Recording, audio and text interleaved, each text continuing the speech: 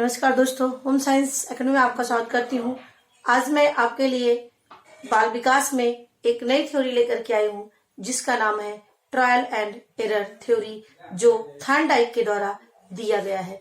और ये जो थॉर्नडाइक थे ये अमेरिका के मुख्य रूप से रहने वाले थे और इन्हीं को ही शैक्षिक मनोविज्ञान के जनक माना जाता है।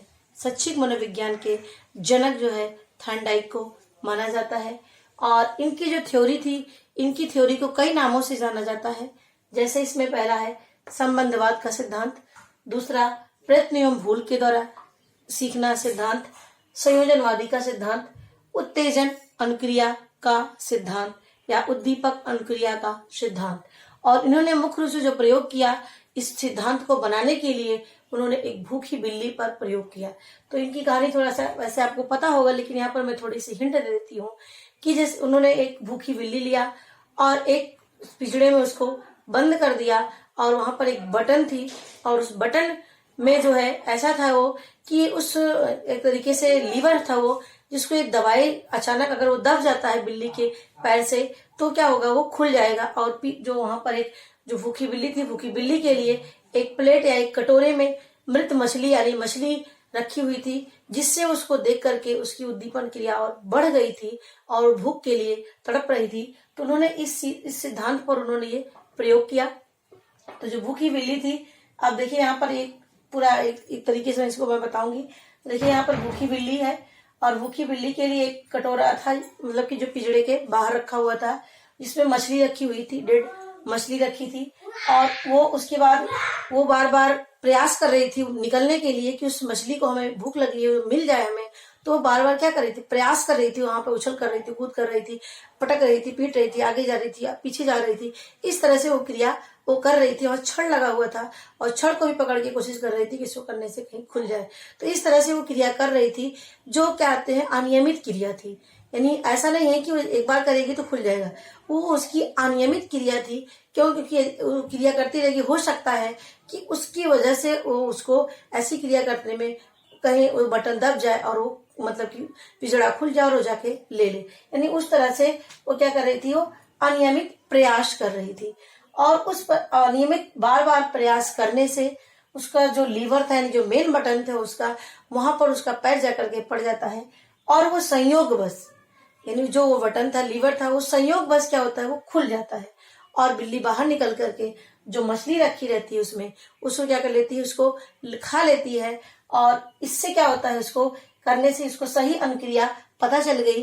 क्यों? क्योंकि वो सही पता चल गया कि इस बटन को दबाने से ही हमें वो हमारी भूख मिटी है, हमें वो मछली प्राप्त हुई है। तब उसके अंदर क्या हो जाता है, उसके प्रति मतलब उसके एक उस क्रिया से उसके अंदर विश्वास आ जाता है, नहीं हमने ऐसा किया है, ये जो है ये चीज हमें मिली है। यानी उसके अंदर एक दृढ़ता आ जाती है, फिक्सेशन आ जाता है कि जिससे जो है हम इस तरह से अनुक्रिया करेंगे तो हमें ये चीजें प्राप्त होंगी। तो फिर अगर उसको उन्होंने फिर बंद किया उसमें, तो उसको देर भी नहीं लगी और उन्होंने मतलब भोजन उसका रखा हुआ था बाहर पिंजड़े के, तो उन्होंने बिना प्रयास कई बार अनियमित क्रिया ना किया, फिर बिल्ली दोबारा अनियमित क्रिया नहीं की, बल्कि डायरेक्ट उसने लीवर बटन पर बटन दबाया और वो बटन को मतलब कि वो खुल गया, बॉक्स बाहर की जो पिंजड़ा था वो खुल गया और जा करके उसने तुरंत अपना भोजन प्राप्त कर लिया। तो यहाँ पर कहने का मतलब है कि उन्होंने यहाँ पर जो फोकस्ड किया है, किस पे किया है, उद्दीपक पर किया है। यानी उद्दीपक का मतलब कि जब किसी के सामने कोई उद्दीपक चीज रखी जाती है तो उसके प्रति व्यक्ति जो है अनुक्रिया करने की कोशिश करता है, उसको पाने की कोशिश करता है। ये जो है थॉर्नडाइक ने बताया है।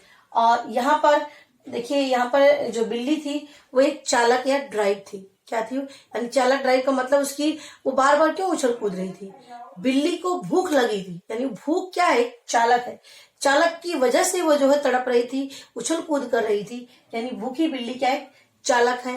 यानी भूख ही है, उसका जो भूख है क्या है, उसको प्रेरित कर रही है तोड़ने के लिए, पटकने के लिए, उछलने के लिए, कूदने के लिए, वो क्या कर रही है, उसको प्रेरित कर रही है। तो यहाँ पर जो संबंधवाद का सिद्धांत यहाँ पर है, देखिए यहाँ पर जो पहला क्यों उनकी थ्योरी को संबंधवाद कहा गया है। देखिए यहाँ पर जो इसका भूख थी वो क्या था, स्टिमुलस, सॉरी यहाँ पर जो हमारा उद्दीपक था, यहाँ पे क्या था, ये उद्दीपक ही उसको क्या कर रहा था, उसको ड्राइव यानी उसको प्रेरित कर रहा था करने के लिए। यानी जब उस बिल्ली ने अब पिंजड़े के बाहर डेड बॉडी रखी, डेड फिश रखी हुई थी कटोरे में या उसके पॉट में रखा हुआ था, तो उसको देख करके उसको में अंदर क्या होने लगी, उसके अंदर ड्राइव उत्तेजना होने लगी, किसको, उसको पाने के लिए। तो यहाँ पर जो स्टिमुलस क्या हुआ, उसका भोजन हुआ। स्टिमुलस क्या हुआ, उसका भोजन हुआ, और अनुक्रिया यानी उसका रिस्पॉन्स हुआ। तो यानी इन दोनों में जितना ही ये मजबूत होगा, मजबूत का मतलब होता है जितना इनमें संबंध होगा उतना ही उस काम के लिए दृढ़ता आएगी और उतना ही उस क्रियाओं को करेगी और उतनी ही जल्दी उसको सफलता मिलेगी। कहने का मतलब जब हमें किसी काम के प्रति उत्तेजना उत्पन्न होगी, उतने ही जल्दी हम उतना ही ज्यादा अनुक्रिया करेंगे उस चीज को पाने के लिए। जैसे आप अपना ही एग्जाम्पल लीजिए, यदि हमें आवश्यकता होती है किसी चीज को पाने के लिए, सफलता पाने के लिए, किसी जॉब को पाने के लिए, तो हमारी क्या है, जॉब एक तरीके से हमारी स्टिमुलस है उस चीज को वहां तक पहुंचने के लिए। अब वहां तक पहुंचने के लिए हम क्या कर रहे हैं, कई तरह की अनुक्रिया कर रहे हैं, नेट से पढ़ रहे हैं, ऑनलाइन पढ़ रहे हैं, और इसके साथ साथ बुक से पढ़ रहे हैं, और क्वेश्चन को सॉल्व कर रहे हैं, पेपर दे रहे हैं। ये सारी चीजें क्या है, ये हम अनुक्रिया कर रहे हैं। किसके लिए, उसको अपने परिणाम को प्राप्त करने के लिए। तो कहने का मतलब होता है कि जब उद्दीपक होगा तभी उसके साथ अनुक्रिया होगा। इन्होंने ये सिद्धांत दिया था। तो ये आप याद रखिएगा। संबंधवाद क्या है, संबंधवाद का मतलब स्टिमुलस और रिस्पॉन्स के साथ एक संबंध होता है। इन दोनों में जितना जुड़ाव होगा उतना ही जल्दी रिजल्ट प्राप्त होगा और उतना ही जल्दी वो चीजें पॉजिटिव वे में होंगी। अब इन्होंने प्रयत्न और भूल का सिद्धांत क्यों कहा, क्योंकि वहां पर उसको तुरंत जो बिल्ली थी वो बार बार क्या कर रही थी, वो प्रयास कर रही थी। क्या कर रही थी, बार बार वो प्रयास कर रही थी उस भूखे के लिए, उस भोजन को पाने के लिए। क्या कर रही थी, वो बार बार प्रयास कर रही थी। तो इसीलिए उन्होंने कहा कि वो जो बिल्ली है उसको ये नहीं पता है कि इस बटन को दबाने से हमें भोजन मिल जाएगा, नहीं तो डायरेक्ट को बटन दबाए। तो वो क्या है कि वो बार बार प्रयत्न कर रही है, ट्राई कर रही है उसको पाने के लिए। यानी जो बार बार प्रयास है, यानी प्रयत्न और भूल का सिद्धांत, इसीलिए उनके सिद्धांत को बताया गया है कि ये प्रयत्न और भूल का सिद्धांत है। तीसरा, संयोजनवाद का सिद्धांत क्या है, क्या है संयोजनवाद का सिद्धांत, या संयोजन वहां पर लिखा है संयोजनवादी सिद्धांत। संयोजनवादी का मतलब क्या यहाँ पर है कि जब बार बार अनियमित क्रिया हो रही है, बार बार उसमें उछल कूद कर रही है वो बिल्ली, अंदर पिंजड़े को पकड़ रही है, बार बार उस बॉक्स के पास जा रही है, लेकिन वो बार बार प्रयास करती और अचानक संयोग बस उस लीवर पर उसका बटन, उस पैर उसका चला जाता है और खुल जाता है। तो इसीलिए उसको संयोज, इसको बोलते हैं संयोग बस, यानी अचानक हो जाना।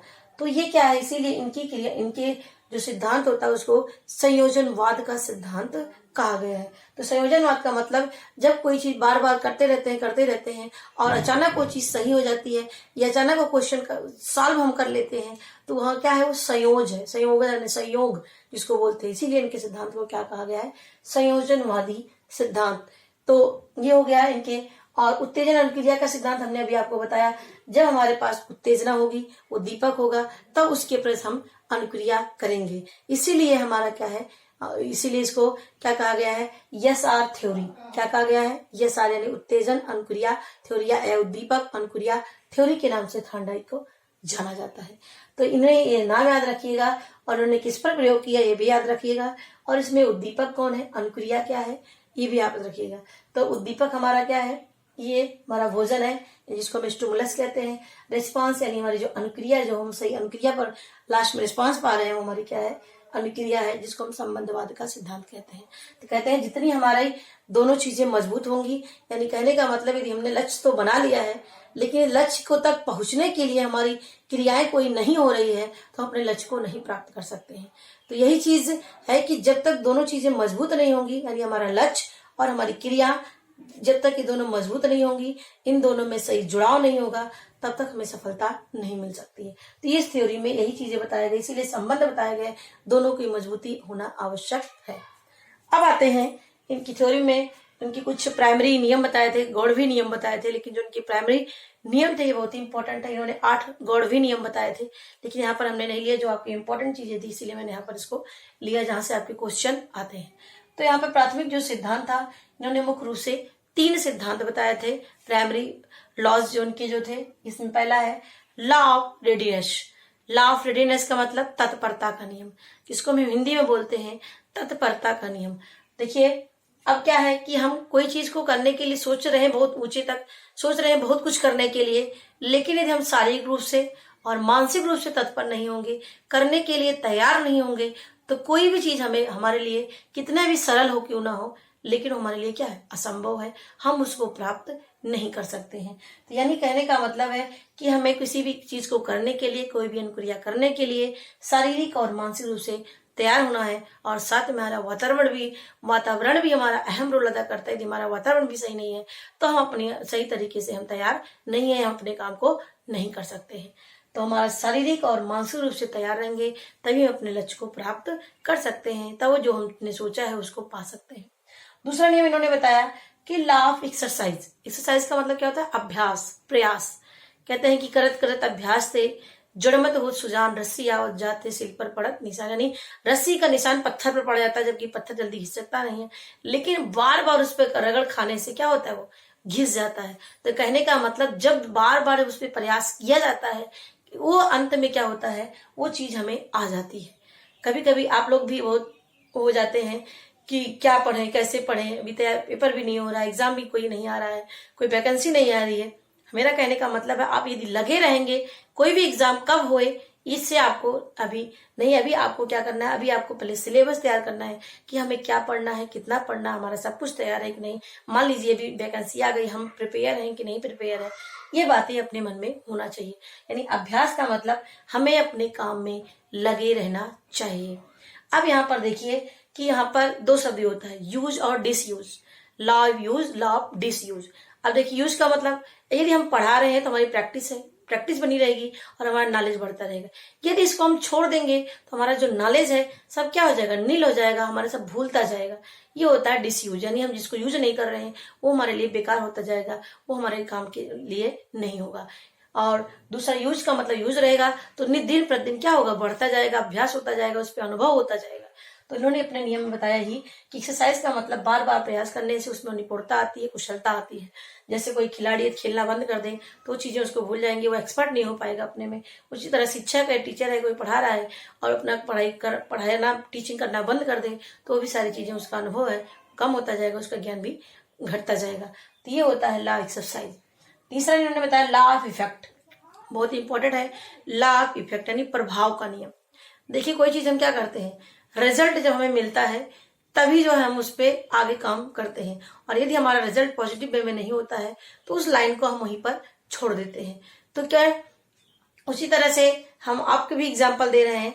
जैसे अब आप ये सोचते हैं कि ये वीडियो भी हमारे लिए यूजफुल नहीं है, ये हमारे पेपर में नहीं आएगा। जैसे मैं भी 9 और 10 की वीडियो भी डालती हूँ, तो कहीं ना कहीं वो भी आपकी एग्जाम के ही पर्पज से भी है, क्योंकि आपके जो एग्जाम होते हैं वो आपका केवल बीए लेवल का ही नहीं होता है, बल्कि उसमें ऑल ओवर आप नेट का पहला पेपर भी उठा के देखेंगे, उसमें भी आपके जो आपके 6 to 12 की जो किताबें होंगी उससे क्वेश्चन आपके जरूर आते हैं। तो कहने का मतलब ज्ञान कहीं भी मिले, किसी भी तरीके से मिले, उसको अर्जित करते रहना चाहिए, उसको पढ़ते रहना चाहिए। ऐसा नहीं कब क्या क्वेश्चन आ जाए आपको भी पता नहीं है। और इसीलिए यानी प्रभाव का मतलब ये है यहाँ पर कि प्रभाव कि यदि हमें उसका रिजल्ट पॉजिटिव वे में मिलेगा तभी उस काम को हम आगे बढ़ाएंगे, नहीं तो उस काम को हम क्या करेंगे, उस काम में हम इंटरेस्ट नहीं लेंगे, उस काम को हम करेंगे नहीं, उसको बीच में ही छोड़ के चले आएंगे। जैसे हम स्कूटी सीखते हैं, यदि हम गिर गए, पैर टूट गया हमारा, या कुछ एक्सीडेंट टाइप में हो गया कुछ ऐसा, तो हम वहां से ही छोड़ देंगे, उसको सीखेंगे ही नहीं। और उसी तरह से और एग्जाम्पल आप ले लेते हैं, जैसे आप इंग्लिश में आप पढ़ना चाहते हो लेकिन इंग्लिश आपको आती नहीं है, आप 2-4 बार प्रयास किए, नहीं बना पा रहे हो, नहीं सेंटेंस बना रहे हो, नहीं पढ़ पा रहे हो, आपने कहा नहीं मेरे बस की बात नहीं है। यानी आपका जो रिस्पांस है वो आपको सही रिस्पांस पॉजिटिव वे में नहीं मिल रहा, उसका रिजल्ट आपको नहीं मिल रहा है, तो आप वहां पर क्या करेंगे, उस चीज को छोड़ देंगे। यानी हमारा प्रभाव यानी हमारा जो परिणाम होगा, रिजल्ट सही यानी पॉजिटिव मिलेगा तो उस काम को आगे करेंगे, नहीं तो उस काम को हम आगे नहीं करेंगे। इन्होंने ये 3 नियम बताया, law of readiness, law of exercise और लॉ ऑफ इफेक्ट। ये आप याद रखिएगा, रेडीनेस, एक्सरसाइज और इफेक्ट।